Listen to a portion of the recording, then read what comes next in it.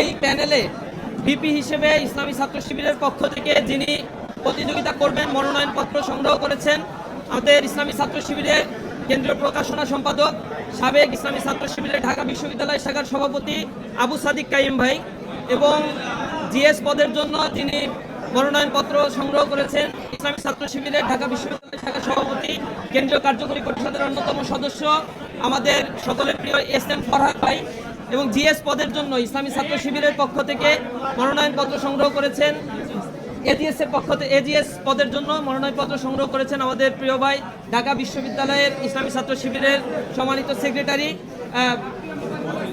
মহিউদ্দিন ভাই।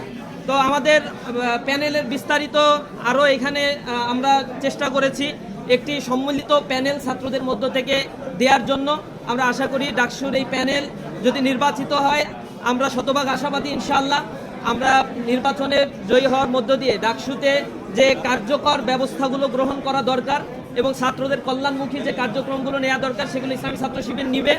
আগামীকাল এই মনোনয়নপত্র জমা দেওয়ার লাস্ট ডেট এবং নির্ধারিত সময়ের মধ্যে ইসলামী ছাত্র শিবিরের পক্ষ থেকে এই সম্মিলিত ছাত্রদের প্যানেলে যে মনোনয়নপত্র তারা সংগ্রহ করেছে সেগুলো আমরা যত সময়ে জমা দিব ইনশাআল্লাহ।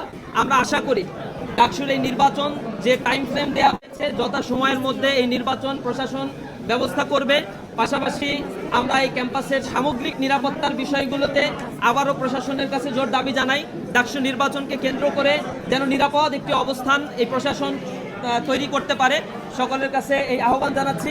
এ পর্যায়ে ডাকসু প্যানেল আপনাদের সামনে বাকি পদগুলো ঘোষণা দেওয়ার জন্য যারা মনোনয়নপত্র সংগ্রহ করেছে তাদের নাম ঘোষণা করার জন্য ঢাকা বিশ্ববিদ্যালয়ের সভাপতি এস.এম. ফরহাদ ভাইকে অনুরোধ করছি।